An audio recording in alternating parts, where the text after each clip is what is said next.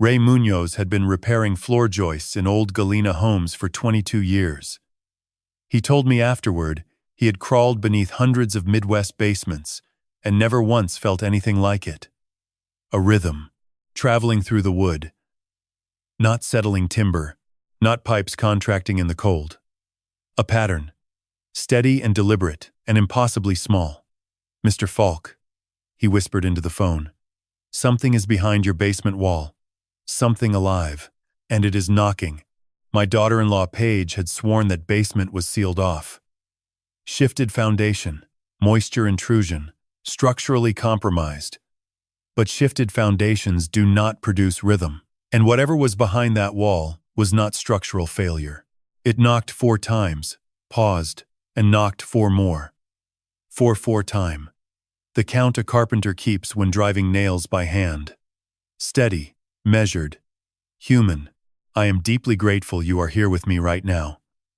Have you ever trusted someone so completely that you stopped putting your hand on the walls around you to check whether they were still plumb? Drop a comment below and tell me where you are watching from. Some details have been adjusted for clarity and emotional impact. Any similarities to actual individuals or locations are coincidental. But the lessons here are worth every second of your time.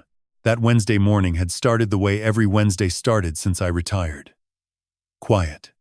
I stood in the kitchen of our home, on Prospect Street in Galena, Illinois, an Italianate brick house built in 1867 overlooking the Galena River Valley. The same kitchen where my wife Dorothy used to sketch patterns for her tapestries while morning light moved across the wallpaper like slow honey. The same kitchen where my granddaughter Wren once stood on a step stool beside me, watching me plane a cherry board and asking why the shavings curled one direction when I pushed and a different direction when I pulled. That was 3 years ago. Wren was 6, full of questions about grain and joints and the invisible logic that holds wood together. Now, she was supposedly in Michigan, at the Cranbrook Arts Academy, studying fiber arts. Video calls every Sunday. Progress reports every quarter. Portfolio photographs of weavings growing more sophisticated each semester. Everything perfectly managed. Everything precisely framed. Paige had left at 8 for yoga. Ray had arrived at 8:15 to inspect a sagging section of floor. My phone cracked the routine at 9:07. "Mr. Falk." His voice was tight. "I am under your kitchen right now, near the basement wall that runs east to west. The one Mrs. Falk said was sealed. I put my hand on it because I thought I felt moisture. But it is not moisture. It is a vibration. 4 beats. Pause. 4 beats again. 8 minutes straight. Without stopping, the floor shifted beneath my feet. Not physically. The white oak was solid. Originals I had sanded and sealed 34 years ago. But something shifted in how I understood the ground I stood on. The way a framed wall looks straight until you press a level against it and the bubble drifts off center. Something had been wrong beneath this floor for a very long time. "Stay where you are," I told Ray. "Do not touch that wall." I knelt. Pressed both palms against the oak the way I press them against a cabinet face before scribing it to an uneven wall. Every structure speaks if you know how to listen with your hands. Cool. Dense. Vibrating. Not with the low groan of settling earth. With something higher. Something that traveled up through the grain in intervals I could count. 4 beats. Pause. 4 beats. The tempo of a small hand striking something solid with just enough force to send a signal upward. The front door opened. Paige's voice floated in carrying that brightness she wore like a fresh coat of polyurethane over old wood. Smooth. Flawless. Hiding whatever grain lived beneath. "Dad, I forgot my water bottle." "Is Ray still downstairs?" I stood. Smiled the way I had smiled every day for 5 years. The way you smile when the floor has just told you something terrible and you need the person in front of you to believe it has not. "He is still down there." Mentioned some vibration near the east wall. Maybe an animal got through the drainage. Paige set her bag on the counter. Unhurried. The way a Finnish carpenter hangs a door, when they want the homeowner to believe the frame is plumb, even when it is not. She pulled a water bottle from the refrigerator. That is the old cast iron stack. Pipes contract when the temperature drops. I will handle it. She called through the floor register. Ray, do not worry about the east wall. Known issue. Finish the joist repair and you are all set. Then, she was gone. Keys, door, engine, gone. I stood alone. Heart striking my ribs the way a framing hammer strikes a nail. One blow, and the vibration carries through the stud, through the plate, through everything connected to the impact. But this blow was not dissipating. Cast iron pipes contract in the cold. True. I had heard it 1,000 times, across Joe Daviess County. A groan here, a tick there. But thermal expansion does not care about tempo. It does not organize itself into groups of 4. It does not pause between sets with the consistency of a musical rest. It does not repeat for 8 minutes with the patience of someone who has decided that counting is the only way to prove they are still there. What I felt through that floor was not contraction. It was communication.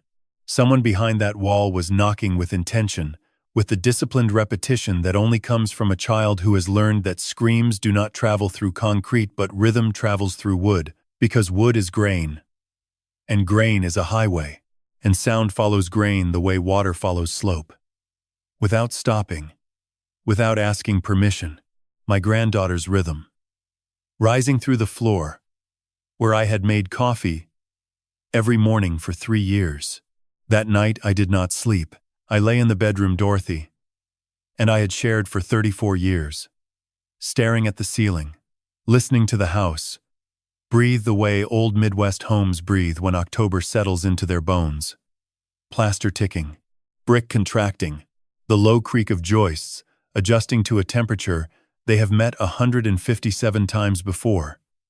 Dorothy used to say, "This house talks, Gene. Every room has its own voice. Take care of the framing, and the framing takes care of the conversation." I had taken care of the framing, maintained every joist, every header, every stud with the attention of a man who understood that the structures we live inside speak to us if we put our hands on them and feel. But I never put my hand on Paige. I accepted her words the way you accept a measurement from a trusted level.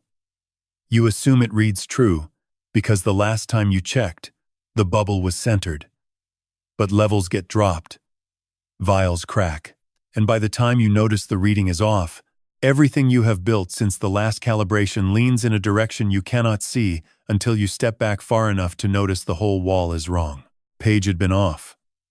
Or she had never been calibrated to begin with. And I had stopped checking, because checking felt like distrust, and distrust felt like disloyalty to my son, who loved her and believed the reading she offered him was true. The memories came the way sound travels through old wood. Not in a straight line. In waves. Bending around knots. Following grain. Arriving in pieces. Your hand assembles into something whole, only after the last vibration reaches you. We found the house in the autumn of 1987. An Italianate on Prospect Street perched above the Galena River Valley. 3 stories. Red brick with limestone lintels and a slate roof missing enough tiles to let rain through in 4 places. The listing called it a restoration candidate. The realtor called it a teardown. Dorothy called it ours the moment she pressed her palm flat against the parlor wall. She was 28. Brown hair pulled back with a leather cord she wore every day, until the heart medication made her hands too swollen to tie it. Fingers that could thread a loom shuttle blindfolded, and then braid a child's hair without a tangle. She stood in that empty parlor with its cracked plaster and warped floorboards and placed both hands against the exposed brick. This house has bones worth saving, Gene. Feel the framing. Whoever built this understood load paths. I was 31. 14 years of putting my hands inside the walls of other people's houses and reading what lived behind the plaster. I pressed my palm where hers had been. She was right. The framing was white oak. Hand. Hewn. Mortise and tenon joinery at every connection. No nails in the structural frame, just wood-shaped, to receive wood, holding through compression and geometry, the way it had held for 120 years. A joint made properly does not need fasteners. It needs two pieces cut to fit each other so exactly that separating them would require more force than gravity and time will ever apply. We bought it for $41,000. I spent 4 years bringing it back, while Dorothy taught weaving at the Galena Center for the Arts. I replaced rotted floor joists with reclaimed white oak from a demolished grain elevator in Elizabeth, rebuilt the parlor ceiling with lime plaster matched to the original formula, repointed exterior brick with lime mortar that took 3 months to color match because the tone had to meet what the original masons laid in 1867. Dorothy chose every material. She rejected 2 batches of oak before finding grain that matched the original floors. She tested plaster by pressing her ear against each wall and listening to how sound moved through it. A house built to hold voices deserves to sound like itself again. The basement was hers. 22 feet by 14 feet of limestone foundation, quarried from the river bluffs. Low ceiling. Cool air. The particular stillness that exists below grade where earth insulates sound from everything above. I reinforced the joists, leveled the stone floor, installed drainage along the east wall. Dorothy brought down her 8-shaft Leclerc Nihilus, 160 pounds. Took me and 2 neighbors to carry it down the stairs. She set it beneath the single basement window, a small rectangle of glass at ground level that let in a bar of morning light just wide enough to illuminate the warp threads. She wove in that basement for 27 years. 6 days a week. The shuttle passing back and forth with a rhythm so steady I could hear it through the kitchen floor above, a heartbeat made of thread. The sound of Dorothy building something beautiful, 1 row at a time in a room that held her work the way a good frame holds a wall. Without strain. Carrying the weight, because it was shaped to carry exactly that. Wren heard that rhythm before she could walk. Dorothy would bring her downstairs in a basket and set her beside the loom, the shuttle moving inches above her face, the thump of the beater bar pressing each row into place. By 2, she would fall asleep to that rhythm, the way other children fall asleep to lullabies. The basement was her nursery. The loom was her clock. And Dorothy was the constant at the center of both. That basement held Dorothy's loom for 27 years. It held her art and her silence, and the rhythm of the shuttle like a pulse the house had learned to expect. Now it was sealed. Page said the foundation had shifted. Moisture damage. Unsafe. But foundations I reinforced do not shift. Lime mortar I pointed does not fail in 34 years. And moisture does not knock in 4 to 4 time. Wren arrived in our lives with hands that Dorothy noticed before anything else. Most grandparents count fingers and toes. Dorothy held our granddaughter for the first time in the hospital in Dubuque and studied those tiny fists the way I study the grain of a board before deciding where to cut. Long fingers, she said. Flexible. Look at the span already. These are weaver's hands. She was right. By the time Wren was 4, those hands could do what most adults never learn. Thread a shuttle without looking. Tie a weaver's knot with 3 fingers. Feel the tension of a warp thread and know whether it was tight enough to hold the pattern or loose enough to let the fabric pucker. Dorothy did not teach Wren the way schools teach. She taught the way one pair of hands teaches another. By doing. By proximity. By letting the child sit so close to the work that the rhythm entered her body before the theory entered her mind. I remember the afternoon because I had just come home from reframing a porch on Spring Street and found them in the basement. Wren on a stool beside the Leclerc, feet dangling above the treadles. Dorothy guiding those small fingers across the warp with a patience that made me stop on the stairs and hold my breath. Feel the thread, Wren. Not with your eyes. With your fingertips. If you force it, the weave fights back. If you listen, it shows you the pattern. Wren nodded with the seriousness of a child who understood she was being handed something that could not be replaced. She passed the shuttle through the shed, pulled it tight, pressed the beater bar forward. The row locked into place with a soft thump that echoed off the limestone walls. Dorothy looked up at me on the stairs. Her eyes held that particular brightness she carried when something was taking shape. We both saw it. Our granddaughter had the hands, the same instinct that had allowed Dorothy to weave for 30 years. Wren felt what lived inside the thread. At 4, she already understood that a pattern is not something you impose on material. It is something you discover by listening to what the material wants to become. At 5, Wren wove her first complete piece. A table runner in blue and cream cotton. Every selvage straight. Every beat consistent. Dorothy framed it and hung it in the kitchen beside the window where morning light caught the texture. At 6, Wren began working on the floor loom unsupervised. Twill patterns. Color progressions. 2 hours without speaking. The shuttle passing back and forth with a steadiness that belonged to someone 3 times her age. The basement was her world. The loom was her language. And Dorothy was the grammar that held it together. Then the grammar began to fail. Dorothy's heart had been off rhythm for years. She hit it the way a good structure hides a compromised beam. Everything around it compensates. The walls take extra load. The joists redistribute. You keep walking across the floor trusting it to hold because it always has. Until one morning the beam cracks and everything above it shifts.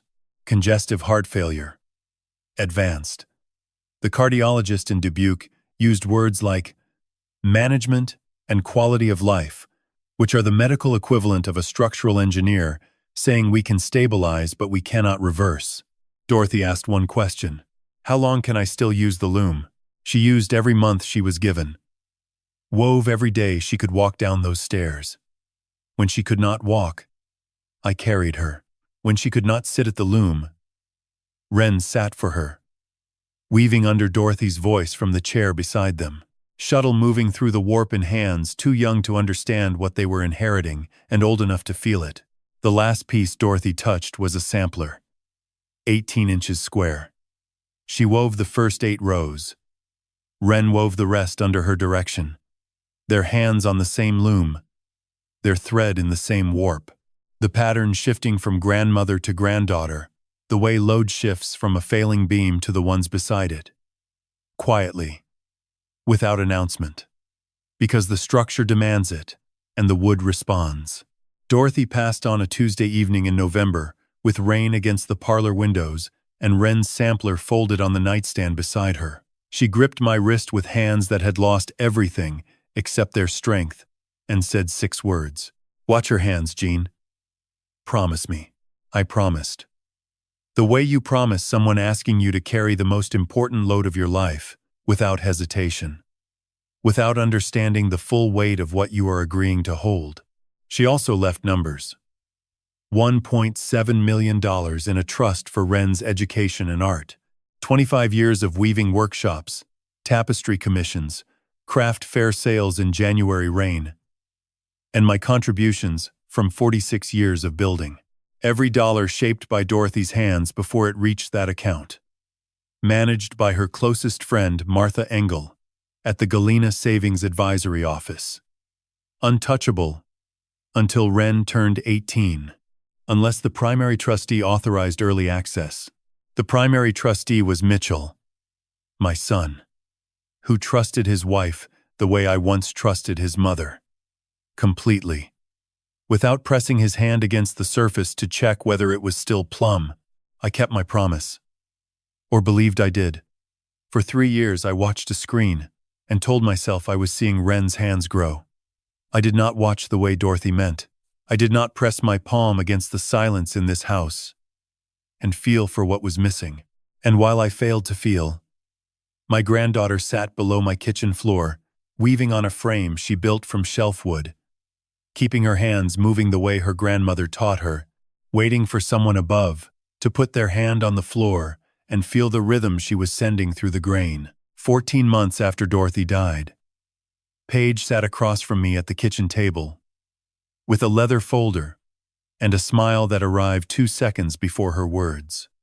I have spent 46 years reading surfaces. Wood grain tells you where the strength runs and where the weakness hides. Paint tells you what someone wants you to see, and smiles that arrive before the sentence they belong to tell you the sentence has been rehearsed. She opened the folder the way a contractor opens a bid package. Organized, tabbed, color-coded.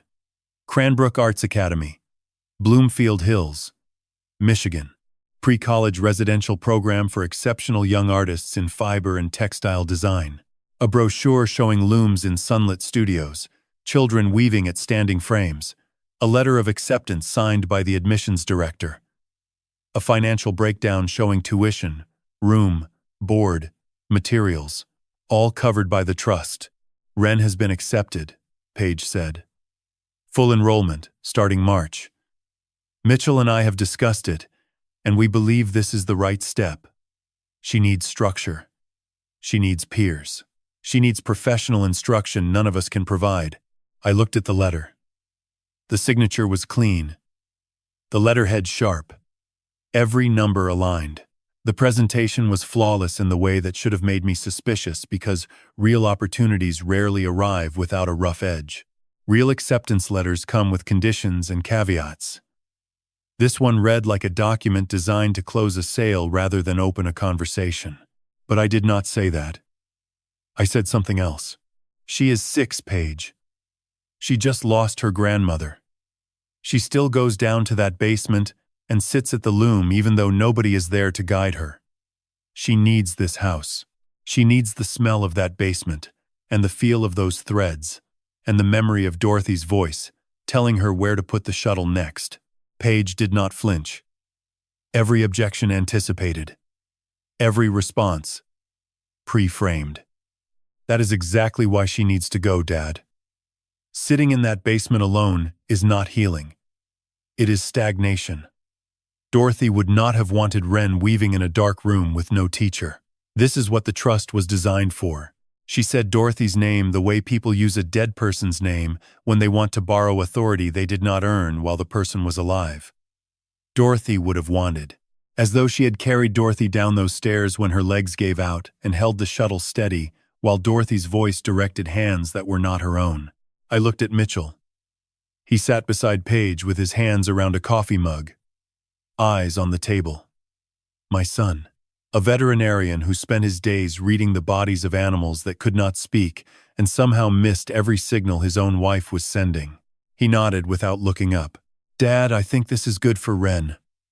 She needs more than what Galena can give her right now. I wanted to say that Galena had given Dorothy everything she needed for 30 years. That the basement where Wren sat alone was not stagnation. It was pilgrimage. A child visiting the last place her grandmother's hands had touched, because hands remember what the mind cannot hold. But I was outnumbered. And tired. And some part of me that I am ashamed of now wanted to believe a school full of looms and instructors might carry the load I was failing to carry alone. So I yielded, not because I agreed, because the structure of the argument left no room for the kind of objection that lives in the gut rather than the blueprint. Wren left on a Saturday morning in March. Cold. Gray sky sitting on the bluffs like a lid pressed down on the valley. Paige loaded 2 suitcases into the trunk. Mitchell stood on the porch with his hands in his coat pockets, looking like a man watching something leave that he would not see return on time. I knelt on the front walk, eye level with my granddaughter. She wore a blue coat Dorothy had bought her the previous winter. Too big then. Fitting now.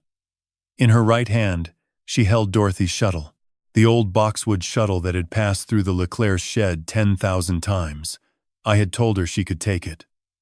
That Dorothy would want her to have it wherever she went. Wren looked at me with eyes that held the same question Dorothy's held when she pressed her palms against the parlor wall in 1987. Is this the right place? I will come visit, I told her. Every chance I get, she nodded. Climbed into the back seat, pressed her face against the window. One small hand flat against the glass, the shuttle in the other. Her mouth moved behind the closed window. I have spent 3 years trying to read those lips. Some nights I believe she said I will keep weaving. Other nights I believe she said, do not forget me. Both would have been true. The car pulled away down Prospect Street past the limestone walls and the bare maples. I stood on the sidewalk until it turned onto Main and disappeared behind the DeSoto House Hotel. Then I went inside and stood in the kitchen where the floor was silent for the first time in 30 years. No shuttle, no beater bar, no child at a loom beneath my feet. 3 years of video calls, progress reports, portfolio photographs, Wren's voice every Sunday evening telling me about projects and teachers and friends whose names I wrote in a notebook beside the phone. 1,095 days of a structure so perfectly built that I never once pressed my hand against it to check whether the frame was true. Because it looked plumb. It looked level. It looked exactly like what it was designed to look like. A wall built to specification. Straight enough to fool the eye. Solid enough to fool the hand that did not press hard enough. But never carrying the load it claimed to hold. Thursday morning. 8:12. Paige left for yoga at 8. I watched her car turn onto Main Street from the kitchen window and waited 4 minutes to be certain she was not coming back for a water bottle or a forgotten phone or whatever excuse she might need to check on me. Then I went to the garage and opened the cabinet where I keep my tools. 46 years of building had given me a vocabulary most people never learn. Not words. Measurements. Tolerances. The difference between what a structure claims to be and what it actually is. I pulled my 25-foot Stanley tape, my 4-foot level, my laser distance meter, a flashlight, and a small ball-peen hammer I have carried in every toolbox since 1978. Not for driving nails. For listening. You tap a wall with a ball-peen, and the sound tells you what lives behind the surface. Hollow sounds different from solid. Wood sounds different from brick. And a cavity gives back nothing. It swallows the tap and returns silence. I started in the accessible portion of the basement. The east side where Ray had been working. I stood at the brick wall that divided the basement in half and pressed my palm flat against its surface. The wall felt wrong before I saw why. Temperature wrong, texture wrong. The instinct of 4 decades telling me this surface was not what it pretended to be. The first thing wrong was the mortar. I had repointed the exterior of this house 34 years ago, using a lime and sand mix color match to the original 1867 formula. Pale gray with faint warmth. The mortar in this wall was Portland cement. Bright white. Hard. Modern. Portland cement was not used in residential construction. In Galena. In 1867. This wall was not original to the house. The second thing wrong was the brick. Original Galena brick from this period was hand-pressed, slightly irregular, soft edges. Color varied from salmon to deep rust, depending on position in the kiln. These bricks were machine-made. Uniform, sharp-cornered. The kind you buy at a supply yard in Dubuque for $4 apiece. I could see the difference from 6 feet away. The way a weaver sees the difference between hand-spun and machine-spun yarn without touching it. The third thing wrong was above my head. I aimed the flashlight at the floor joists. White oak. Original. The same joists I had reinforced in 1989. But 3 of them showed fresh saw cuts, clean lines through 150 years of oxidation. Someone had cut into the original framing to create a passageway above this wall. The cuts had been shimmed with SPF lumber, spruce pine fir, cheap dimensional stock from any hardware store, bright yellow against the dark honey of century-old oak, like a new tooth in an old mouth. Impossible to miss if you knew where to look. I pulled out the laser meter, shot a measurement from the far east wall to the dividing wall. 11 feet, 2 inches. Then went upstairs and shot from the kitchen's west wall to the point directly above where the dividing wall stood below. 11 feet even. The sealed section of the basement was 11 feet deep. A room. Not a crawl space. Not a void from foundation settling. A room with walls and a ceiling and a floor, sealed behind modern brick and Portland cement and hidden beneath the kitchen where I made coffee every morning for 3 years. I knelt beside the dividing wall, both palms flat on the brick. Eyes closed. In 46 years, I have learned that a house communicates through vibration before it communicates through failure. A beam under stress vibrates differently than a beam at rest. A wall carrying load hums at a frequency your hands can read if you hold still long enough. I held still. The vibration came through brick into my palms and up through my wrists into the bones of my forearms. Not settling earth. Not contracting metal. A rhythm. Faster than a resting adult heart. 80 to 90 beats per minute. The resting heart rate of a child. My granddaughter's heart was beating 11 feet from my hands, separated by 8 inches of modern brick and a lie 3 years thick. Then the knocking started again. 4 beats. Pause. 4 beats. Coming through the wall with the patience of someone who had been sending that signal every day for 1,000 days and had never once received an answer, but had not stopped, because stopping would mean accepting that no one was listening. And I understood in that moment what Dorothy meant when she said, "Watch her hands." She did not mean watch from a screen 300 miles away while software mimicked a child's voice. She meant put your hand on the structure. Feel for what is wrong. Trust the vibration over the surface. Trust the grain over the paint. I pressed my forehead against the cold brick. Held my breath. And through 8 inches of wall I heard something I will carry in my chest for whatever years I have left. A hum. Tuneless. Steady. The kind of sound a child makes when she is alone in the dark and needs to remind herself she still has a voice. I had torn down walls in 300 homes across Joe Daviess County. I knew what hides behind plaster and lathe. Mice. Rot. Old newspaper. Used as insulation. In 1870, dead wiring from 1940, but I had never pressed my hands against a wall and felt a child's heartbeat on the other side. Never heard a 9-year-old humming to herself in a room no one was supposed to know existed. I pulled my hands from the brick. Stood. Walked upstairs. Sat at the kitchen table with my palms flat on the pine and let the house settle around me while I decided what to measure next. But that part of the story has not arrived yet. Thursday afternoon I walked out the back door and stood beside the trash cans in the alley behind the house. Galina's trash pickup runs Monday morning. This was Thursday. 4 days of accumulation. I had never once in 5 years looked through the garbage. It felt like the kind of thing a suspicious person does. And I had built my relationship with my daughter-in-law on the assumption that suspicion was unnecessary. The same way I built walls on the assumption that the foundation beneath them was sound. I lifted the lid of the first can. Kitchen waste. Coffee grounds. Vegetable peelings. Normal. The surface layer of a life, designed to look ordinary. The second can held the recycling. And the recycling told a different story. 3 empty cartons of Horizon organic whole milk. The kind with the purple cow that grocery stores stock in the children's dairy section. Paige drank oat milk. I drank black coffee. There were no children in this house.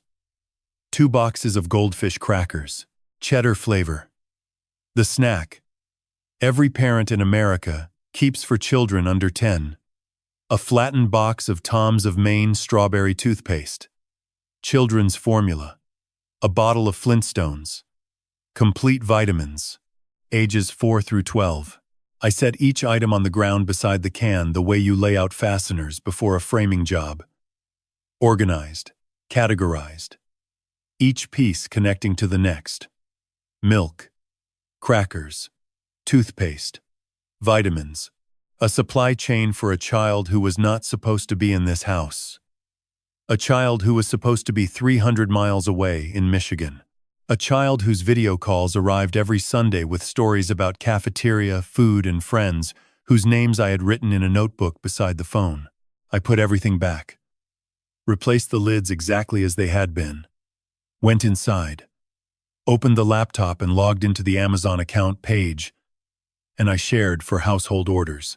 I had never reviewed her purchase history. The same trust. The same assumption that the frame was plumb. I scrolled. The orders ran in a pattern as steady as the knocking behind the wall. Every 2 to 3 weeks.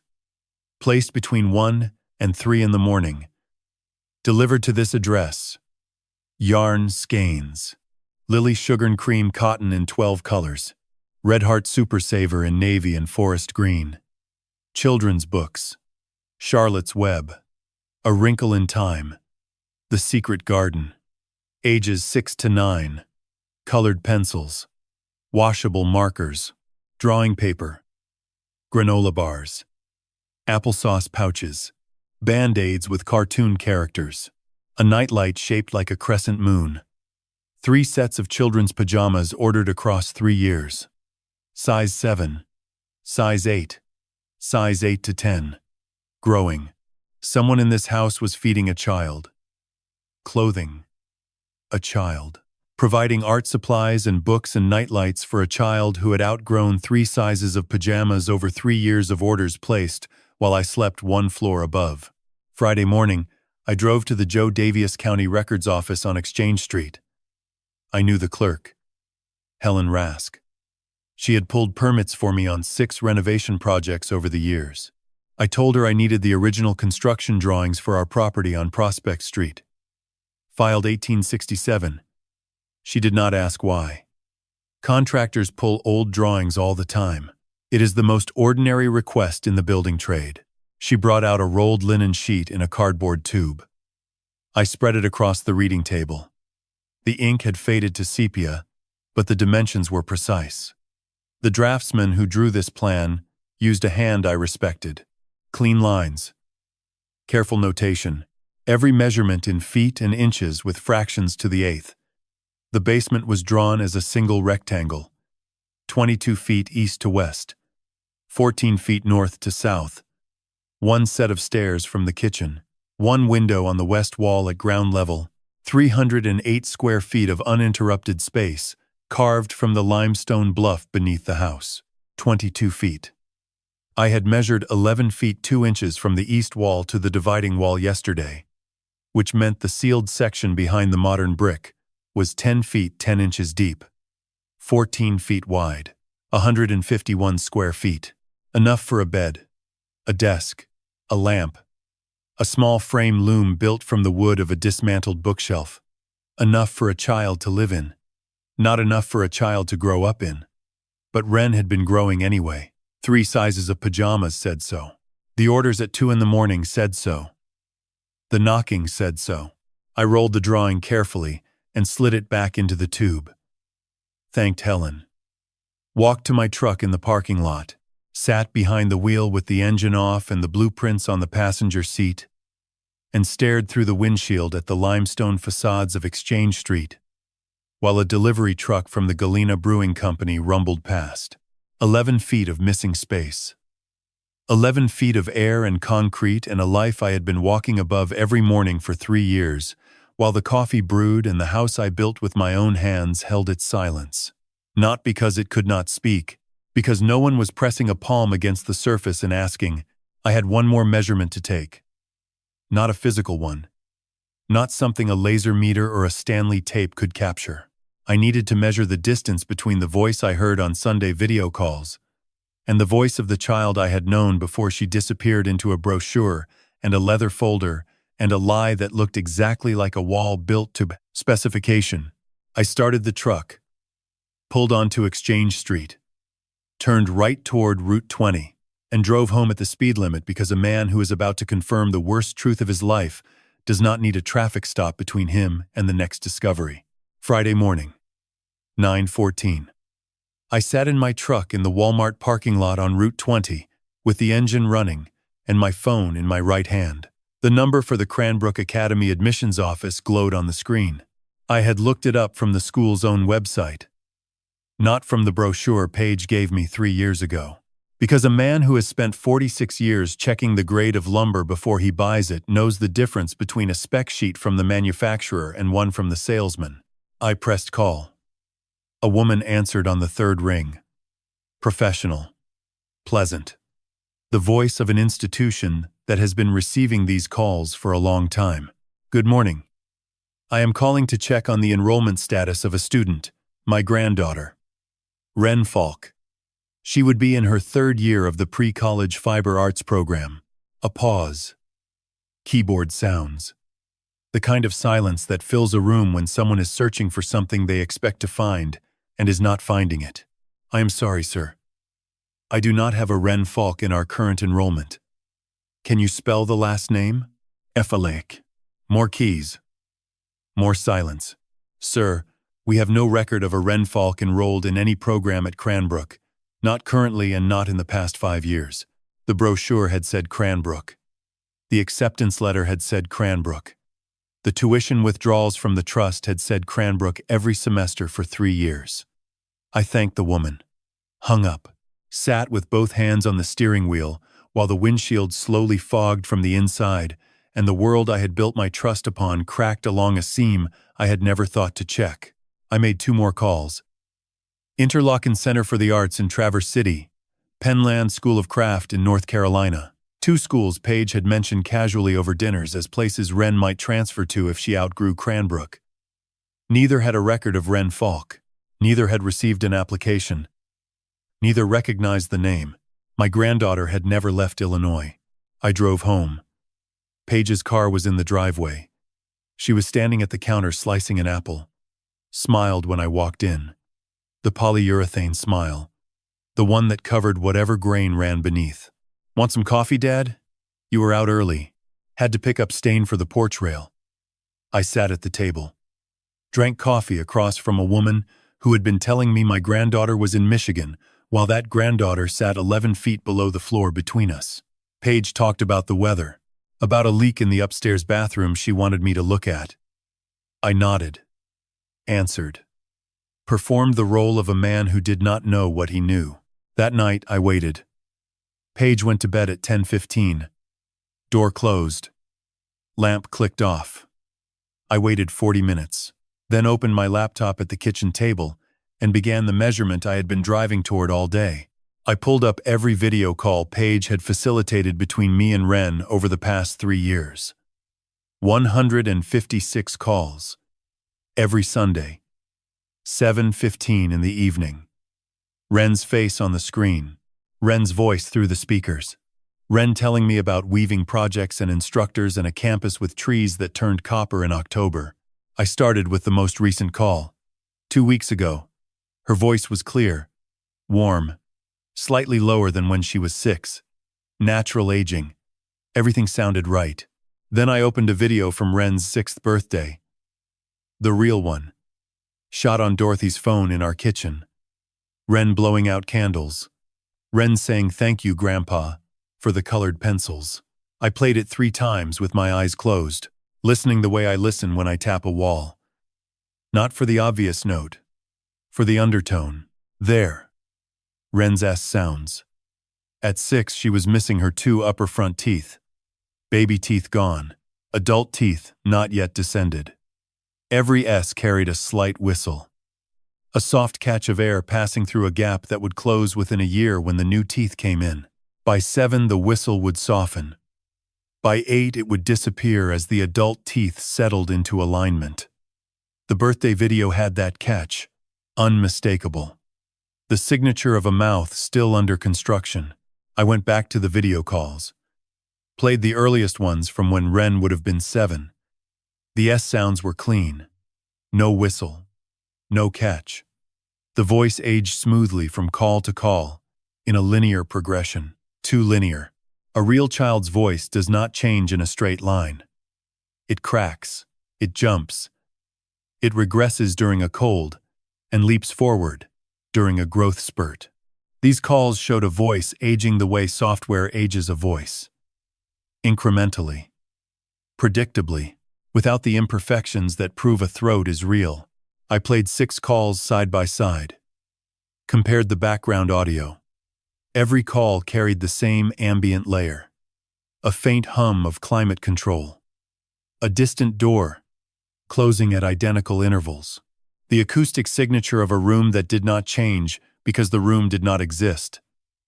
It was generated, layered beneath a face and a voice assembled from birthday clips and holiday recordings Paige had access to on the family cloud. I closed the laptop. Pressed my palms flat on the pine table. The same table where Dorothy sketched her patterns.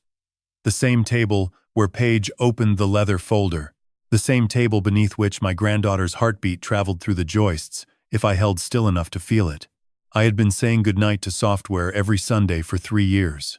And the software had been saying goodnight back in a voice stitched from 40 birthday clips and holiday recordings, while the real Wren sat 11 feet below this floor, knocking in 4 to 4 time, waiting for someone above to feel the rhythm through the grain and understand it was not the pipes. Saturday morning. 6:51. The name on the screen pulled me from a sleep I had barely entered. Martha Engel. Dorothy's closest friend for 40 years. The woman who managed our finances at Galena Savings with the same precision Dorothy brought to her loom. Measure twice. Cut once. Martha never called before 7, unless something was structurally wrong. Jean, I need to see you this morning. Not at the house. Somewhere Paige will not be. I met her at Fried Green Tomatoes on Main Street at 8.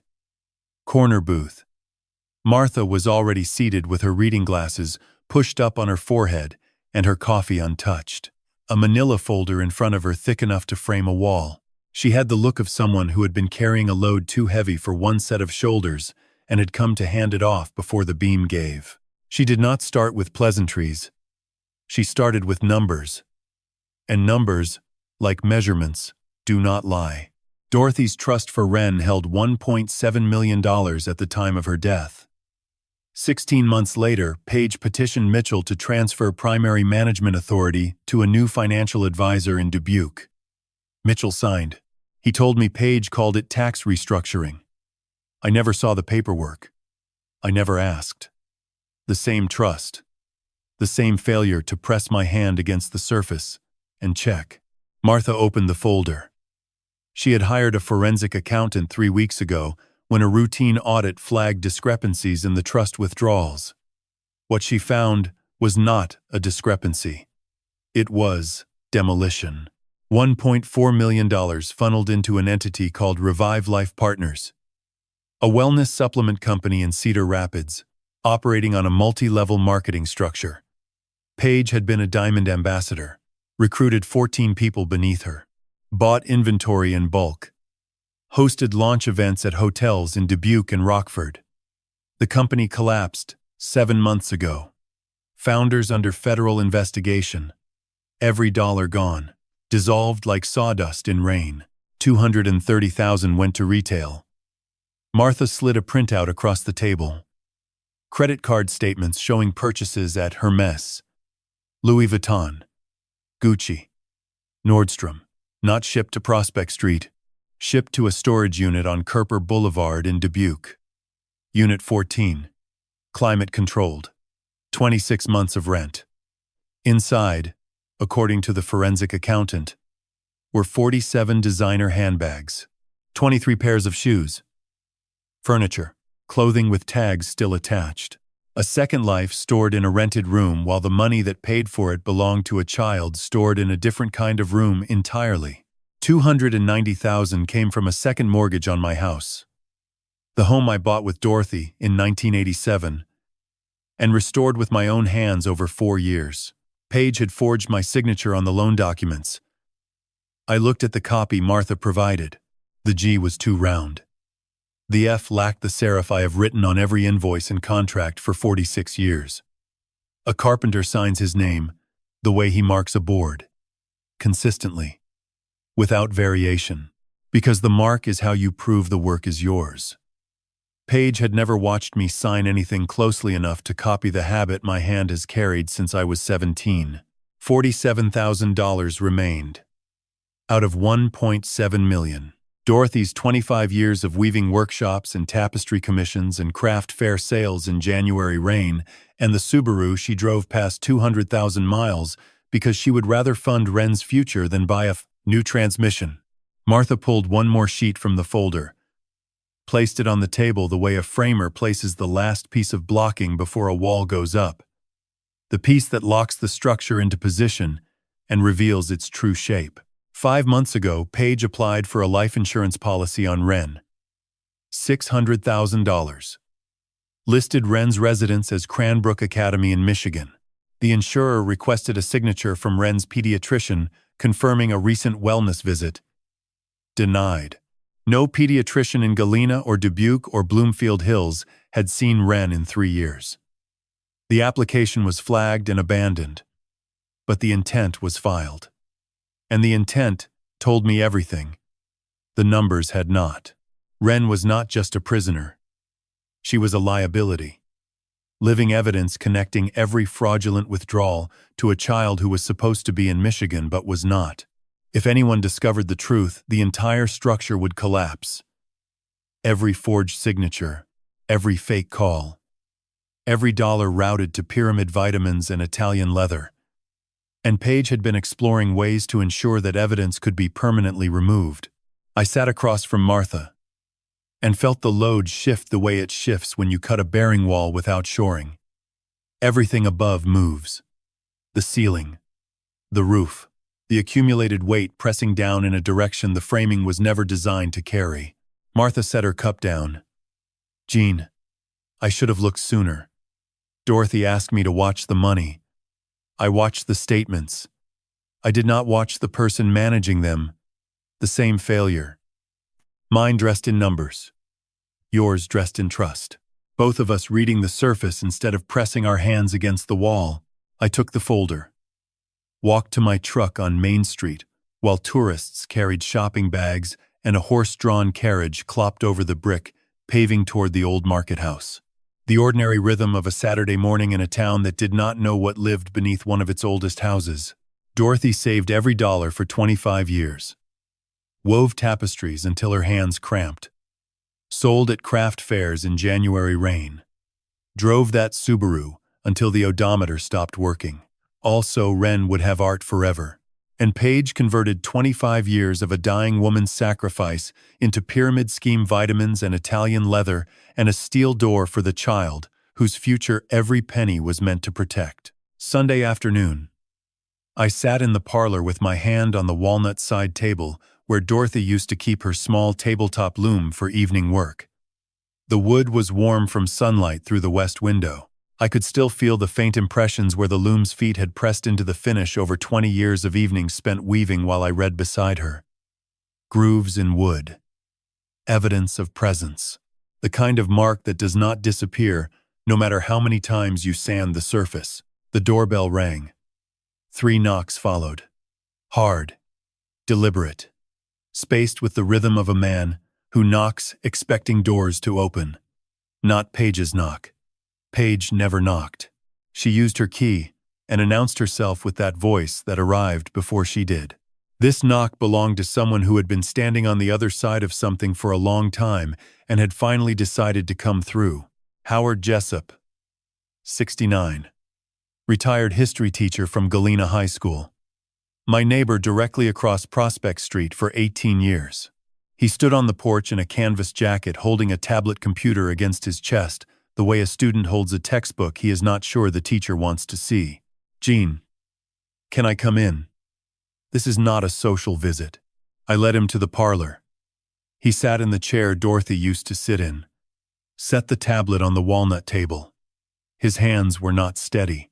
"My Ring doorbell camera faces your house," he said. "Has for 19 months. Wide angle. Catches your front walk, your side yard, and your basement access door on the east side.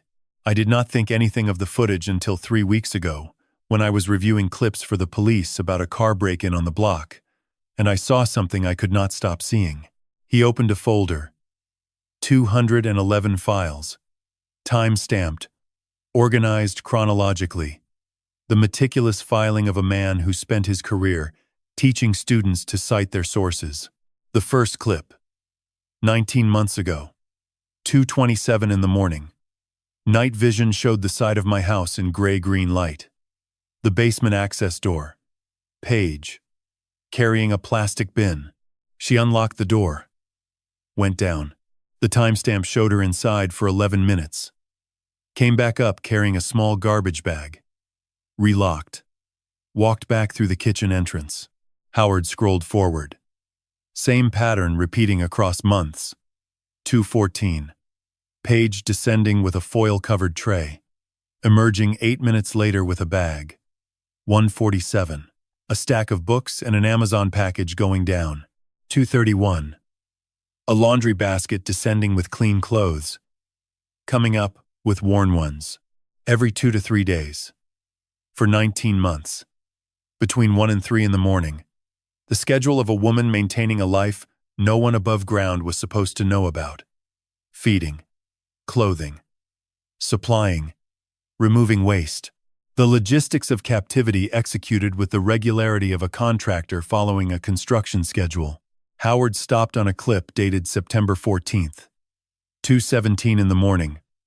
Wren's birthday. She had turned 9 that day. Paige descended carrying a small round cake with candles lit. The flames made her face glow orange in the night vision. She was smiling. The polyurethane smile.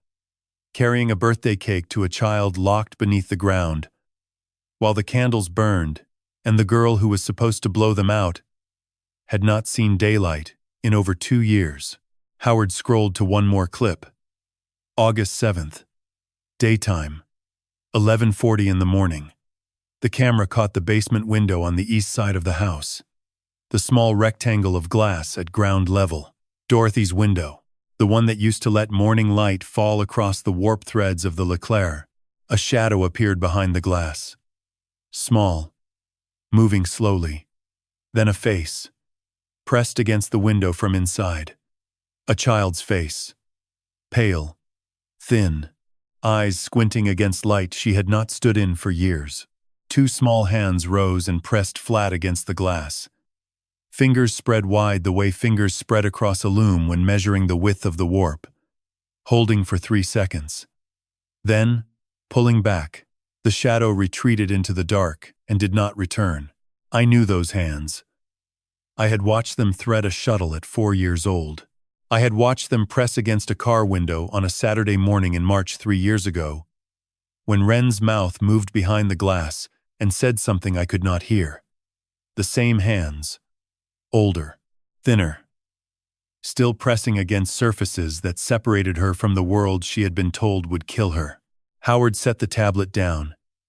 His voice was low, the voice of a man, confessing something that had been sitting inside, his framing, like a nail, driven sideways. Holding, but wrong. Jean. I should have come 8 months ago. When I first noticed the pattern, I told myself there was an explanation. I told myself a man does not accuse his neighbor's daughter-in-law just because a camera catches her going to her own basement at 2 in the morning. But I knew. The way you know a wall is leaning before you put a level on it. You see it if you stop telling yourself it is straight. 211 files. 19 months. 3 birthdays, underground. She turned 7 and 8 and 9 behind that wall. And every year Paige carried a cake down those stairs with candles lit, as though celebrating a life she had stolen required frosting and a flame. Howard left. I sat in the parlor with the tablet on the walnut table and the grooves from Dorothy's loom beneath my palm.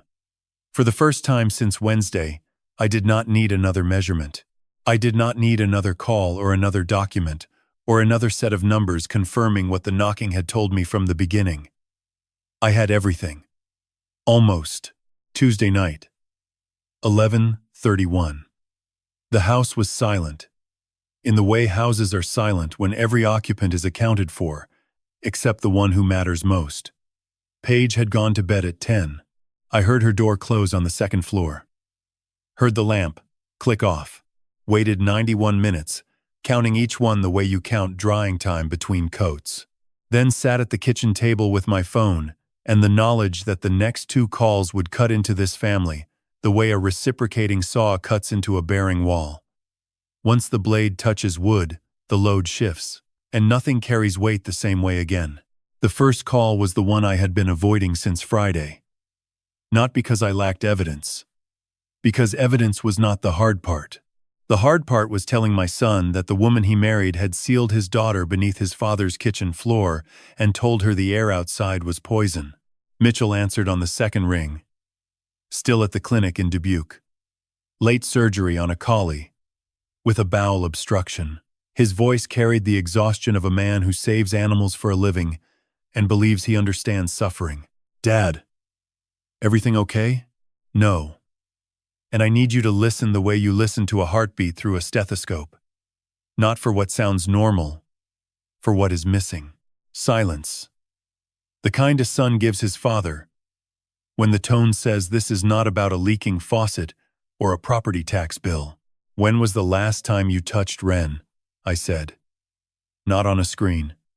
Not through a speaker. When was the last time you held your daughter's hand or felt the weight of her sitting beside you? The silence stretched. I could hear Mitchell breathing. The fluorescent hum of the veterinary clinic. A monitor beeping somewhere down a hallway. 3 years, he said. His voice had changed. The professional steadiness gone, replaced by something thinner. The sound of a man realizing he has been walking across a floor not attached to the framing beneath it. Paige always had a reason. Ren was in the middle of a project. The school had a strict visitation calendar. Flights were complicated during semester. I kept planning to visit. I kept letting her talk me into waiting. I told him what I had found. Not everything. Enough. The knocking, the measurements, the bricks that did not belong, the schools with no record, the voice that was not hers, the orders at 2 a.m, the birthday cake carried underground with candles lit. I told him his daughter had never left Illinois, that she was beneath my kitchen floor, that she had been there for 1,095 days, knocking in 4 to 4 time while no one answered. Mitchell did not speak for 37 seconds. I counted. The way you count when waiting for a load to settle after removing a temporary brace. You hold still and listen for the creak that tells you whether the structure will hold or whether something is about to give. Dad. His voice cracked on the syllable the way green lumber cracks when it dries too fast. A split along the grain you cannot repair because the damage follows the fiber of the wood itself. What do we do? You trust me the way you trusted your mother. Drive to Galena tonight.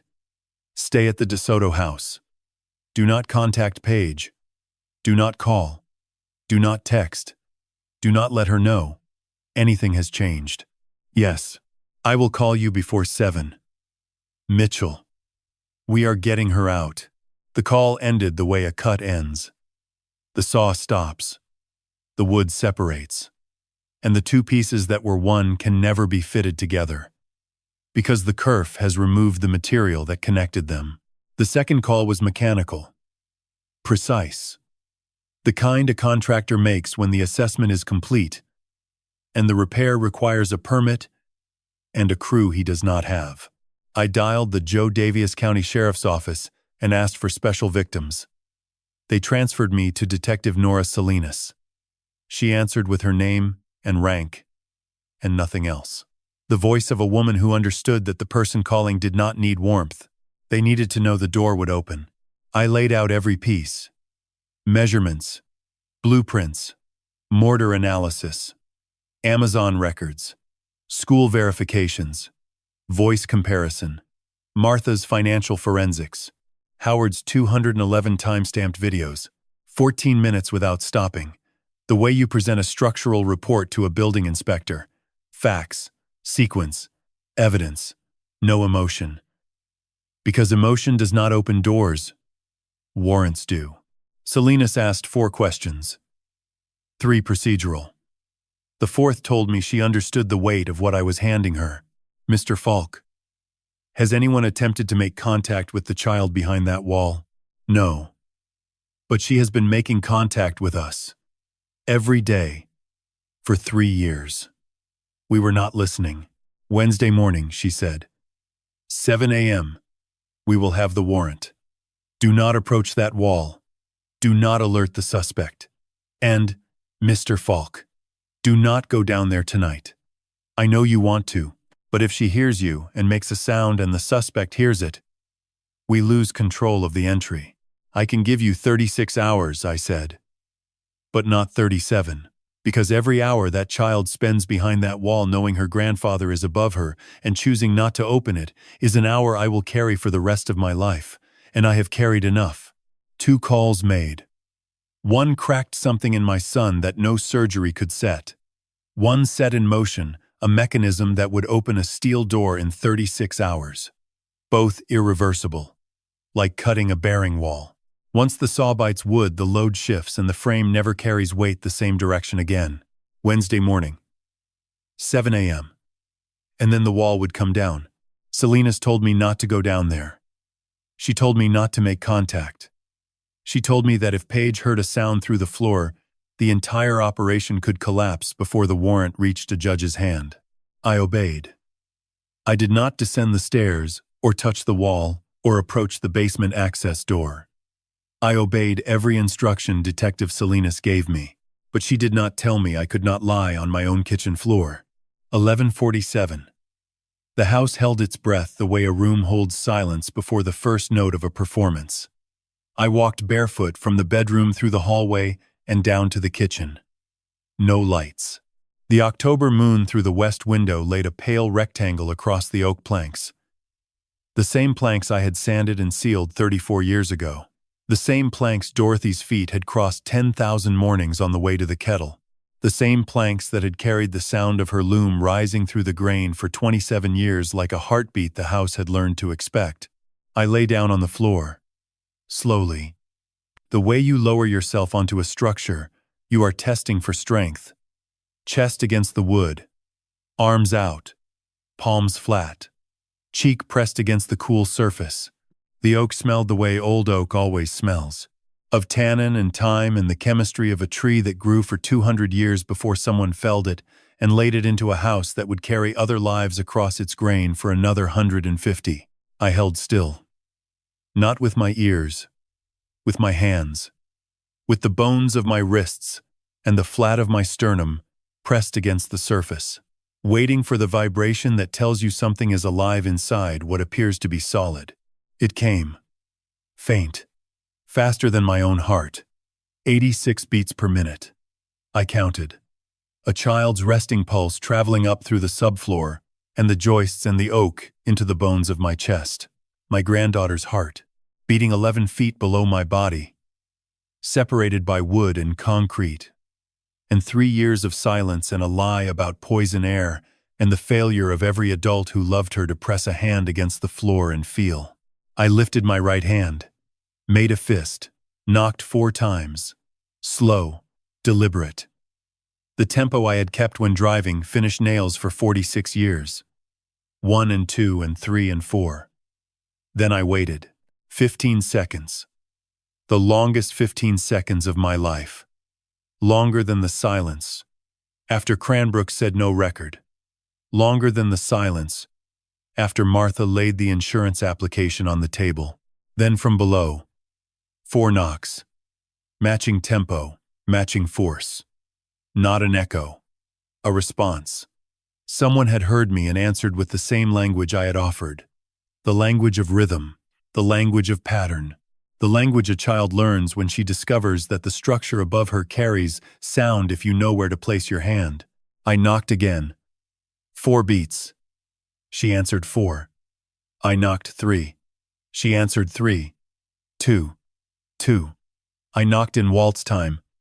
3-4. 1-2-3. 1-2-3. She answered in 3-4. Perfect. Immediate. As though she had been waiting for someone to change the rhythm so she could prove she was not a recording. Not a pipe. Not thermal expansion. She was a person who could listen and adapt and respond with the intelligence of a child who had been communicating through wood for 1,000 days and had never received an answer until now. I pressed my mouth against the oak. Whispered into the grain the way you whisper into a wall when checking for airflow through a crack, letting the wood carry the sound downward. Ren, it is Grandpa. I am right above you. Silence. Then a sound that entered my body through the floor and settled in a place I did not know existed until it arrived. A small voice, muffled by concrete and wood and distance, but clear enough to break everything left in me that had not already broken. Grandpa, I am here, Ren. Right here. More silence.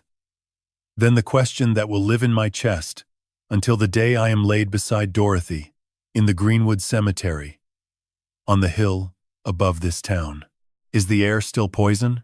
5 words. Spoken by a 9-year-old who had spent 3 years believing the world above her floor would kill her if she breathed it. 5 words that told me everything about what Paige had built beneath this house. Not just a room, not just a wall, a reality.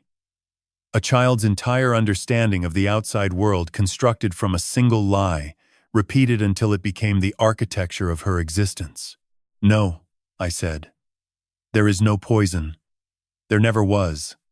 The air is clean. It has always been clean. Tomorrow morning people are coming to open the door, and I will be the first person you see." A pause. Then her voice again. Smaller. Steadier. The voice of a child who has decided to believe that morning is coming because the person telling her is the same person whose footsteps she has heard through the ceiling for 3 years. "Okay, Grandpa. I will weave quiet tonight so you can sleep." I did not sleep. I lay on that oak floor and listened. Through the grain and the joists and the concrete and the years I heard the shuttle moving. Soft, rhythmic, back and forth. She was weaving. On the last night, in the last hours, finishing something I would not see until morning. The shuttle passed through the warp, and the sound traveled up through the wood into my chest, where it joined the rhythm of my own heart and became indistinguishable from it. I stayed, counting her breaths until dawn turned the kitchen windows the color of fresh sawn pine, and the first cardinal called from the maple in the yard, and the house on Prospect Street exhaled for the first time in 3 years. Wednesday morning, 7:38. Exactly 1 week since Ray Munoz called me from beneath the kitchen floor and whispered that something alive was knocking behind my basement wall. The October sun came through the east window and laid a bar of gold across the oak planks where I had spent the night. My back ached. My knees protested when I stood. The bones of a 72-year-old man who has lain on a hardwood floor for 8 hours do not forgive easily. But my hands were steady. A carpenter's hands are always steady before the most important work. 3 vehicles pulled onto Prospect Street at 7:31. No sirens. No lights. An unmarked sedan. A forensics van. A sheriff's office SUV. They parked along the curb the way contractors park at a job site. Quiet. Professional. Positioned for access. Detective Salinas reached the porch first. Navy jacket. A folded document in her left hand. Behind her 2 deputies. Behind them, a forensic technician with a silver case. A paramedic team stayed at the curb beside an ambulance that had arrived with its lights off. "Mr. Falk, we have the warrant." "I know. I have been waiting for it since before you were born." Paige was upstairs. Deputy Tran and a female officer went up. I heard the knock on her bedroom door. The muffled exchange. The word warrant spoken clearly, and the silence that followed. The silence of a structure that has just been told the load it was never designed to carry is about to be removed. Paige came downstairs in handcuffs, with the same composure she had carried every day for 5 years. The polyurethane finish, holding even now. They led her to the SUV and closed the door, and she sat behind the glass the way Wren had sat behind the glass of that basement window, watching a world she could no longer reach. I led Salinas and her team down the basement stairs. The accessible east section where Ray had heard the knocking 7 days ago. We stood before the brick wall that divided the basement in half. "This wall is not original," I told them. "The brick is machine-made. The mortar is Portland cement. The original basement extended 11 more feet to the west. Someone built this partition within the last 4 years using supply yard materials. The construction is competent but not professional. Courses are level but the joints are inconsistent. Whoever laid this brick knew enough to use a string line, but not enough to butter the head joints evenly. The forensic technician photographed every inch. Then the deputies began removal, with a rotary hammer and cold chisels. Mortar cracked. Bricks came out in chunks. Dust filled the air with the particular grit of modern cement. The sound of demolition echoed off limestone, the way it echoes in every old basement I have worked in. But beneath those sounds I felt something through my boots. Through the floor. The knocking had stopped. She knew. She could hear the wall coming down, and she was waiting. 14 minutes. The false wall came apart the way all false walls come apart when removed with purpose. Quickly, without dignity, revealing what was never meant to be seen. Behind the modern brick stood the original basement wall. Limestone blocks quarried from the river bluffs in 1867. The same stone I had cleaned and repointed when we first bought the house. And set into that stone was a door frame. The original frame I had hung a cypress plank door in during the '91 renovation. I remembered the hinges. Wrought iron. 1867 originals I had cleaned and oiled and rehung because they were too beautiful to replace. The hinges were still there. But the door was not mine. The cypress plank was gone. In its place hung a steel door. Industrial gauge. Painted gray. Fitted with an electronic deadbolt and a keypad glowing red on the right side. A small ventilation grate cut into the bottom edge. A rubber gasket around the frame sealing the door against limestone, so completely that no sound could pass through in either direction. No sound except what traveled through the wood above, through the oak floor, and the joists, and the grain. The highway Wren had found. The path her knocking had followed every night for 3 years while the steel door held its silence, and the adults above held theirs. The forensic technician bypassed the electronic lock in 40 seconds. The keypad blinked from red to green. The deadbolt retracted with a mechanical click that echoed off the limestone and traveled up through the floor above and out into the October morning. A small sound. The kind of sound a latch makes when a cabinet door releases. But this click was not a cabinet. This click was 3 years opening. Salinas looked at me. She had seen enough of these moments to know that procedures exist for a reason, and that some reasons are larger than procedures. "This is yours, Mr. Falk." I stepped forward, wrapped my hand around the steel handle. Cold, smooth, unyielding. Steel does not respond to the hand the way wood responds. It does not warm under your grip. It does not carry the grain of the tree it came from because it came from no tree. It separates. That is its only purpose. To divide what is on one side from what is on the other, and to do so without apology or give. I turned the handle. Pushed. The door swung inward, on hinges that had been oiled to ensure silence. And the first thing that reached me through that opening was not sight. My eyes had not adjusted to the darkness beyond. Not smell. Though the air that came through was stale and warm and carried the faint sweetness of yarn and paper and a child's skin, it was sound. A shuttle, moving through thread, back and forth, back and forth.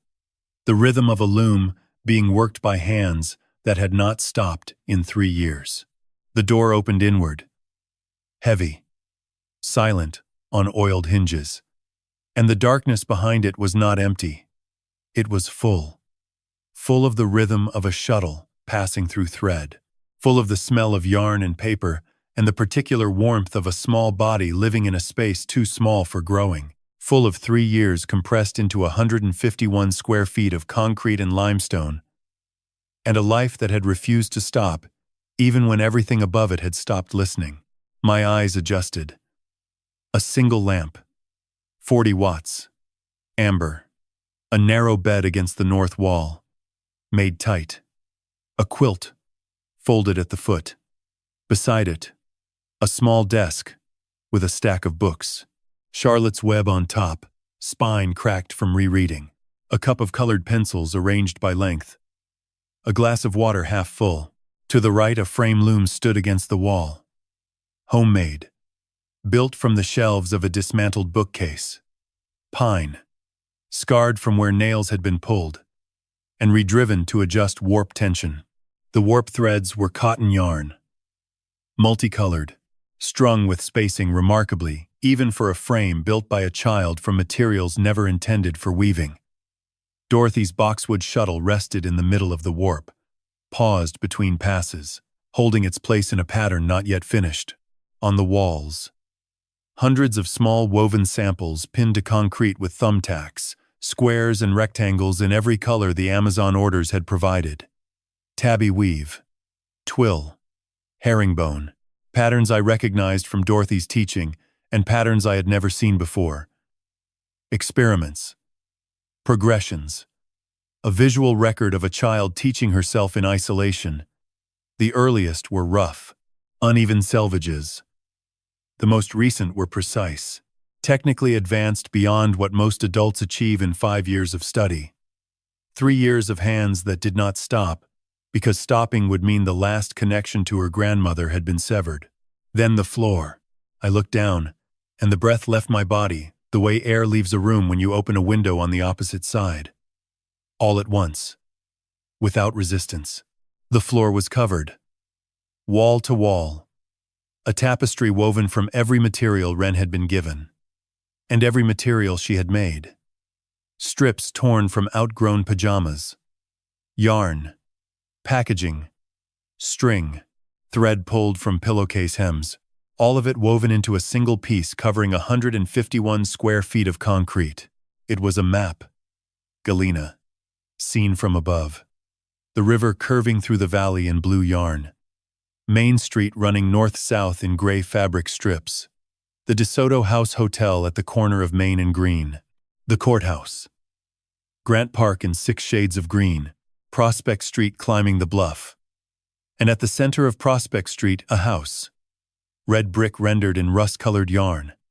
Limestone lintels in cream. Slate roof in dark gray. On the porch of that house, a figure. A man. One hand on the railing, tall, slightly stooped. The posture of a carpenter who has spent 46 years bending over his work. Woven in brown and blue yarn with white thread for hair. Unmistakable. It was me, standing on the porch, waiting. My granddaughter had woven her way home. 1 row at a time. Every night for 3 years. Building the world she had been told would kill her, rebuilding it from memory because memory was the only material Paige could not confiscate. And at the center she placed the person she believed was still standing on the porch. Still waiting. Still there. I raised my eyes from the floor. She was in the far corner. Sitting on a low stool beside the frame loom. Small. Thinner than 9 should be. Brown hair past her shoulders. Skin that had not seen direct sunlight in 1,095 days. A faded pink shirt and shorts too short because she had grown where no one measured her height against a doorframe.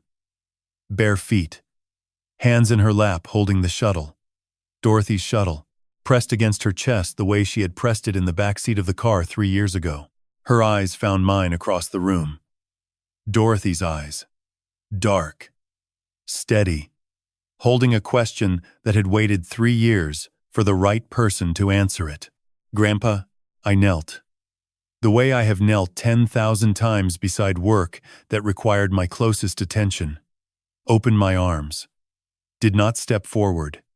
Did not reach. Let her decide. Let her measure the distance the way a weaver measures warp before the first pass. She stood from the stool. Took 1 step. Then another. Her left hand trailed along the wall, along the samples she had pinned there, touching her own work for balance the way you touch a railing when you are not sure the floor will hold. She crossed the tapestry, walked across her own map, across Main Street and Prospect, and the porch where my figure stood waiting, and she reached me. Her arms went around my neck. The shuttle pressed between us. Her weight was nothing. A sparrow. A bundle of thread and bone, but her grip was fierce. The grip of hands that had been weaving for 3 years and had built the kind of strength that comes only from never stopping. You came. You said tomorrow. And you came. I lifted her. Through the steel door. Through the limestone frame. Up the stairs. Through the kitchen, where the oak floor still held warmth from my body. Out the back door into the yard. October sunlight hit her face. She closed her eyes, turned toward it the way a plant turns. I set her on the grass. She knelt, pressed both palms flat against the earth. Fingers spread wide the way they spread across a loom when measuring the warp, feeling for what is real. It is real ground. It does not make you sick. Behind us through the open door, the tapestry she had woven in the dark lay across the floor of her prison, like a map drawn by someone who refused to forget the way home. The ambulance took 9 minutes to reach FHN Memorial Hospital in Freeport. Ren held my hand for every one of them. She had not released it since I lifted her from the basement floor. Small fingers wrapped around my thumb with the grip of someone who has learned that the things you hold can be taken and the only defense is to never let go. Her fingers were calloused, thick pads on the tips and along the inner edges of both palms. The calluses of a weaver, built over 3 years of pulling a shuttle through warp threads every day. I held her hand the way I hold a piece of wood I have been searching for. Carefully, with full attention, knowing that what I am touching has survived something I did not witness and carries the evidence of that survival in its grain. The paramedics checked her vitals in the ambulance. Heart rate 92. Blood pressure, low normal for her age. She was calm. Not the calm of a child who feels safe. The calm of a child who has learned to hold still when the world changes. Because holding still is how you survive when you cannot control what happens next. She watched the paramedics with Dorothy's eyes, measuring, deciding whether the surface being presented was true. At the hospital, a pediatric team took Ren to a room on the 3rd floor. East-facing windows. October sunlight pouring across the bed. The examination confirmed what I feared and revealed what I could not have known. Underweight by 14 pounds for her height and age. Vitamin D deficiency, consistent with prolonged absence of natural sunlight. Mild dehydration. Mild iron deficiency anemia. Dental development delayed approximately 8 months. But her hands. The attending physician paused when she examined Ren's hands. Calluses on every fingertip. Flexor muscles in the fingers and forearms developed beyond what any 9-year-old should present. The hands of a working artisan on the body of a child who had not been outside in 3 years. She has been using her hands extensively, the doctor said to me in the hallway. Daily. For a prolonged period. She has been weaving, I said.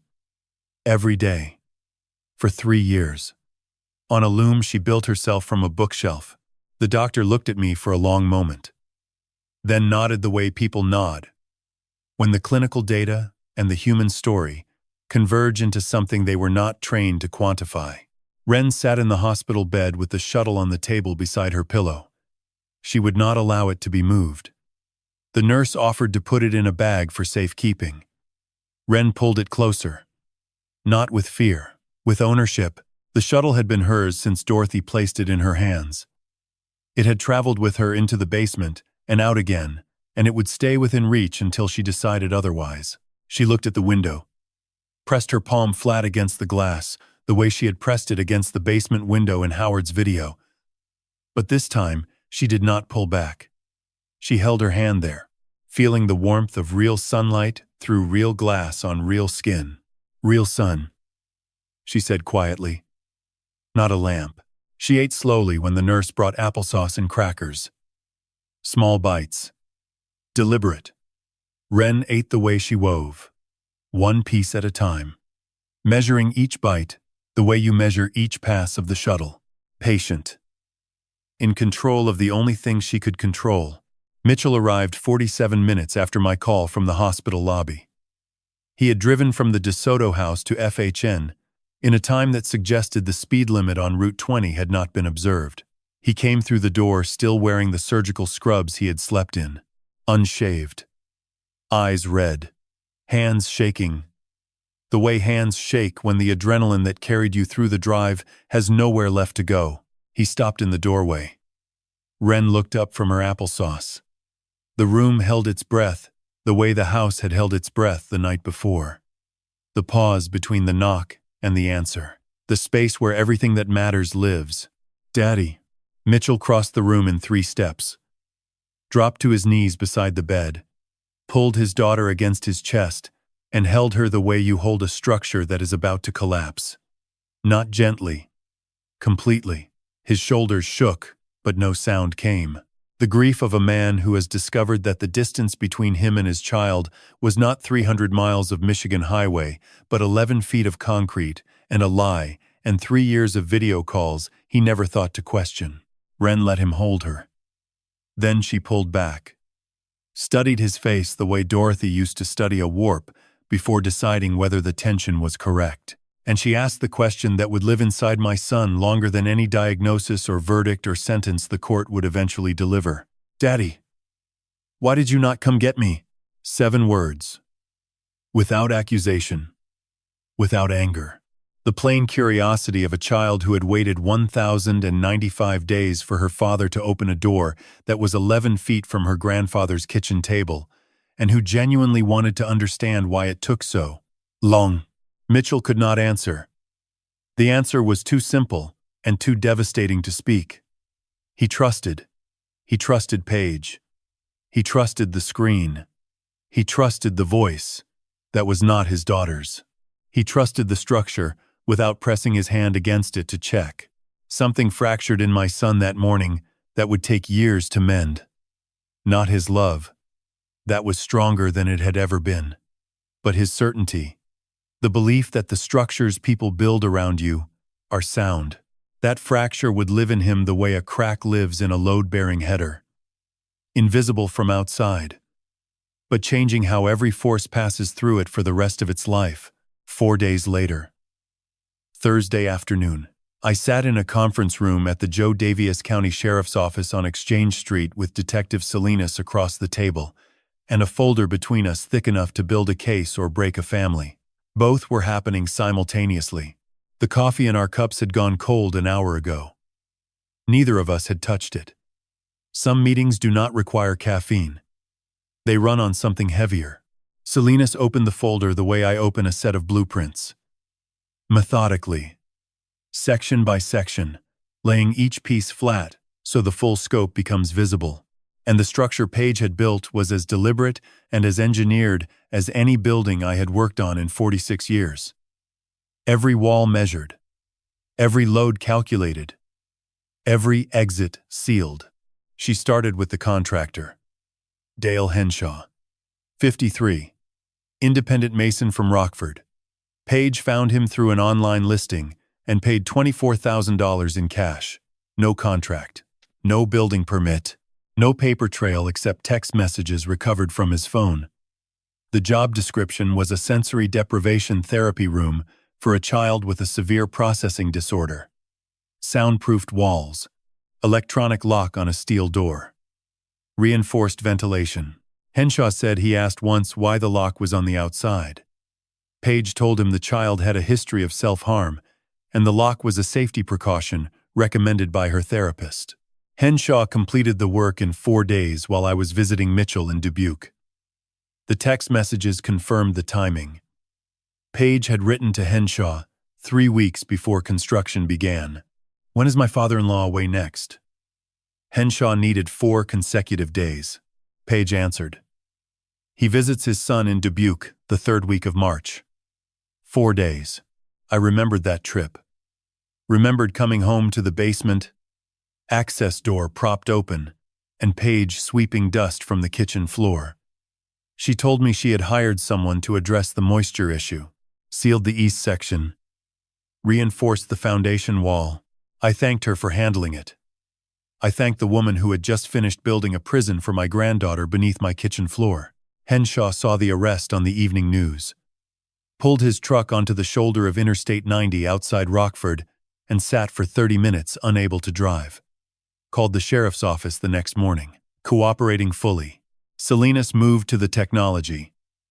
The video calls had been generated by a service called Kid Voice Pro, a subscription platform marketed to parents and grandparents who wanted to create animated video messages using a child's likeness.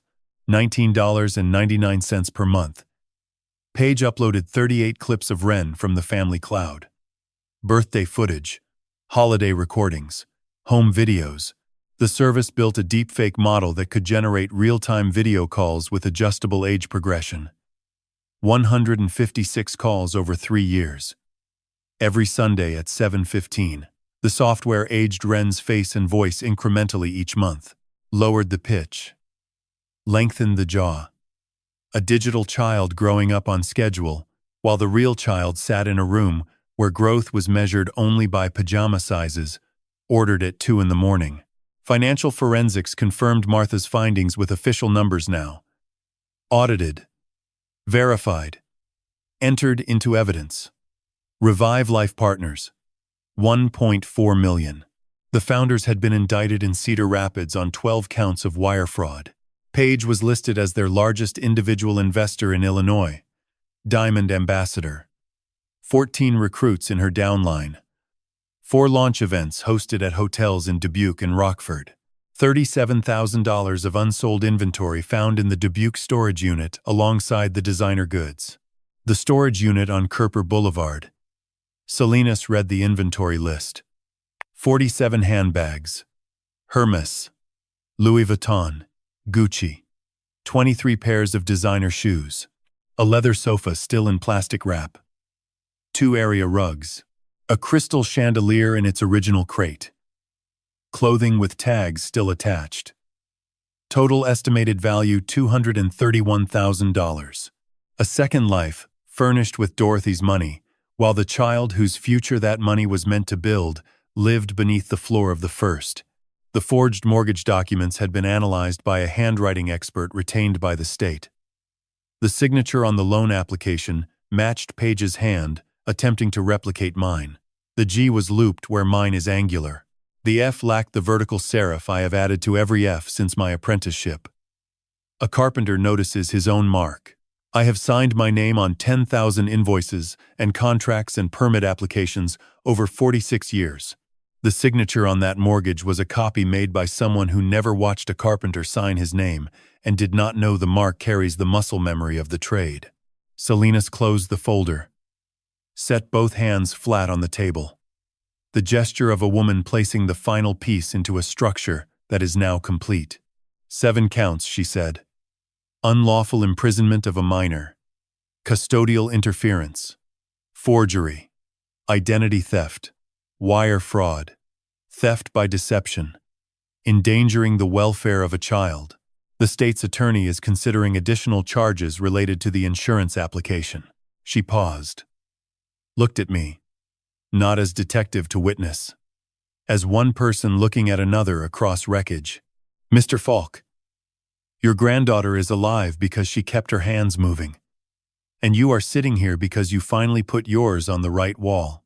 I drove home on Main Street past the tourists and the horse-drawn carriages and the limestone facades.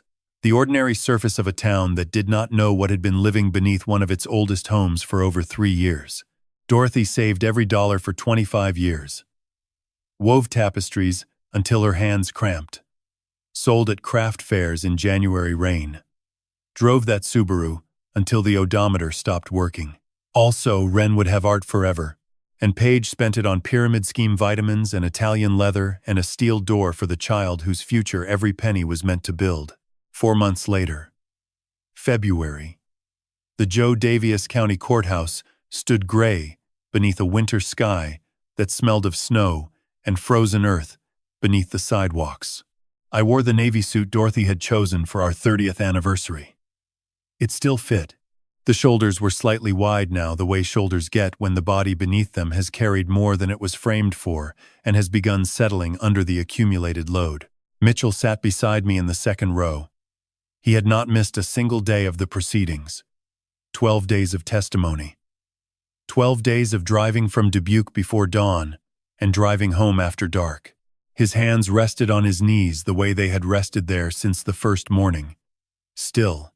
Controlled. The hands of a man holding himself together the way a clamp holds a joint while the glue sets. Prosecutor Davis stood before the jury without notes. Tall. Short gray hair. The posture of someone who had spent 30 years presenting structural damage to people who needed to understand why the building fell.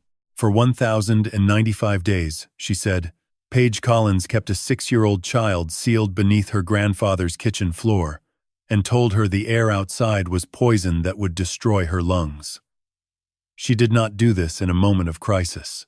She did not do this because she lost control. She did this with blueprints. She walked the jury through 12 days of testimony, compressed into 40 minutes. Henshaw on the stand describing the room he built, and the text messages, and the moment he saw the news and pulled his truck to the shoulder of Interstate 90. The digital forensics expert explaining how 38 video clips became 156 deepfake calls through a subscription service designed for birthday greetings and repurposed to replace a living child with software. Martha, presenting 25 years of Dorothy's savings, reduced to $47,000 through pyramid schemes and designer handbags, stored in a climate-controlled unit, while the child whose future they funded slept beneath a 40-watt bulb. Howard with his tablet and his 211 videos, and the particular shame of a man who watched a woman carry a birthday cake into a basement at 2 in the morning and told himself it was not what it looked like. Then the tapestry. The prosecution displayed a photograph on the courtroom screen. 8 feet wide. High resolution. The map of Galena woven from torn pajamas and packaging string and yarn, ordered at 2 in the morning. The river in blue. Main Street in gray, Grant Park in 6 shades of green. Prospect Street, climbing the bluff. And at the center, the house on Prospect Street, with a figure standing on the porch. A grandfather, waiting, woven by a child who had never stopped believing he was there. Juror number 3 pressed her hand against her mouth. Juror 7 looked at the ceiling. Juror 11 closed his eyes. The photograph stayed on the screen for 45 seconds. No one in the courtroom moved. The defense presented a psychiatrist who spoke about compulsive behavior and diminished capacity and shopping addiction as a manifestation of untreated anxiety. He used the word compartmentalization 11 times. He did not use Wren's name once. Davis stood for closing. No notes, no podium. She walked to the center of the courtroom and spoke directly to the 12 people who would decide what 3 years of silence was worth. The defense wants you to believe this was illness, that Paige Collins lost control. But people who lose control do not hire contractors. They do not specify electronic locks. They do not text their mason to confirm their father-in-law's travel schedule. They do not subscribe to deepfake services and maintain 156 video calls on a weekly schedule for 3 years without a single missed Sunday. That is not illness. That is engineering. Every wall measured, every lock specified, every lie load tested before deployment. She paused, looked at the photograph, still displayed on the screen, and the child she sealed beneath that floor engineered something too. A map, woven in the dark, from memory, from torn clothing and salvaged string, showing every street and every tree and the grandfather standing on his porch waiting for someone to come home. Paige Collins built a cage. Wren Falk built a way home. This jury knows which structure deserves to stand. 3 hours and 18 minutes of deliberation. The foreperson stood at 427. Guilty on count 1. Guilty on count 2. Guilty on 3 and 4 and 5 and 6 and 7. The word repeated like hammer blows driving a nail flush with the surface. Each strike precise. Each one final. Judge Harmon addressed Paige before sentencing. She stood in an orange jumpsuit with her hands cuffed in front of her. The polyurethane finish was gone. What remained was the bare wood beneath. And bare wood without finish shows every flaw the coating was designed to hide. You sealed a child beneath her grandfather's floor and told her the air itself was poison, Judge Harmon said. You weaponized a child's trust in her own mother. You converted a dying woman's savings into personal luxury, while the child those savings were meant to protect lived in a space smaller than this bench. This court recognizes only the structure that was built to endure, and it was not yours. 34 years. No possibility of parole for 20. Paige showed no expression when they led her through the side door. She moved with the same composure she had carried through 5 years of Sunday dinners and Wednesday yoga and kitchen table coffees. The way a shim falls out of a joint when the weight shifts, present for a moment, functional for a season, then gone, leaving only the gap it created behind. Mitchell drove me home through the first snow of the evening. Neither of us spoke. The courthouse disappeared in the rearview mirror, and the flakes fell soft and steady on the limestone facades of Galena, covering the surfaces of the town the way silence covers a house that has finally stopped holding its breath. 2 years passed the way wood seasons. Not quickly, not dramatically. Day by day, the moisture leaving slowly, the grain tightening, the structure becoming stronger in ways you cannot see until you put your hand on it and feel the difference between what it was and what it has become. Mitchell bought a house on Bench Street, 3 blocks from mine. Wide porch, large windows on every side. Wren had one request when they went looking: windows that open, and a room for the loom. I gave her Dorothy's Leclerc. Carried it down with Mitchell the way I had carried it down with 2 neighbors 34 years ago. Wren sat at it the first afternoon and wove for 2 hours without stopping. Windows open. October air moving through the room. The shuttle passing back and forth in hands that were 11 now and still carried the calluses of someone who had never stopped working. She wove with the window open even in December. Even when I told her she would catch cold, she looked at me and said I would rather be cold with air than warm without it. I never mentioned it again. She started at Galena Middle School that September. Made 2 friends by the second week: Cora and Mika. They rode bikes through Grant Park on Saturdays and ate ice cream on Main Street and did the ordinary things children do when the world above them is the world they live in. Wren laughed, complained about homework, argued with her father about bedtime. The ordinary friction of a life being lived in the open. I watched from the distance a grandfather keeps. Close enough to hear, far enough to let the structure carry its own weight. The basement on Prospect Street was open again. I removed every trace of what Page built. Took down the steel door. Pulled the modern brick. Restored the limestone to 1867 condition. Rehung a cypress plank door on the wrought iron hinges. The basement was Dorothy's again. 22 by 14 feet of cool, quiet stone, and a window letting in morning light.